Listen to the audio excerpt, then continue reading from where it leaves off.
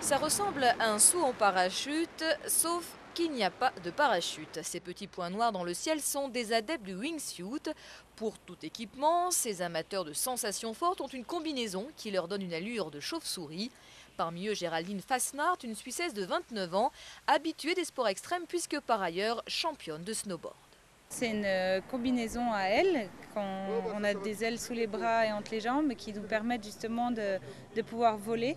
Et c'est vraiment un feeling de voler, on a vraiment l'impression d'être un oiseau et c'est vraiment génial, quoi.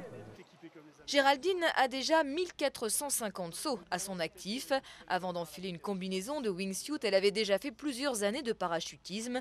Pour elle, la nature est comme un immense terrain de jeu et la disparition de son mari, victime en 2006 d'un accident de montagne, n'a rien changé à son amour de la nature. C'est là, justement, qu'elle a retrouvé la force de se lancer de nouveaux défis.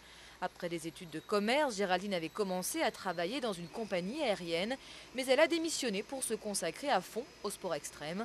En sautant d'un avion pour chuter dans le vide à une vitesse de 90 km/h, elle ne cherche pas à se faire peur, juste à se faire plaisir. Bien sûr qu'il y a des dangers, mais comme dans tous les sports de montagne, je ne pense pas que c'est plus dangereux que l'alpinisme.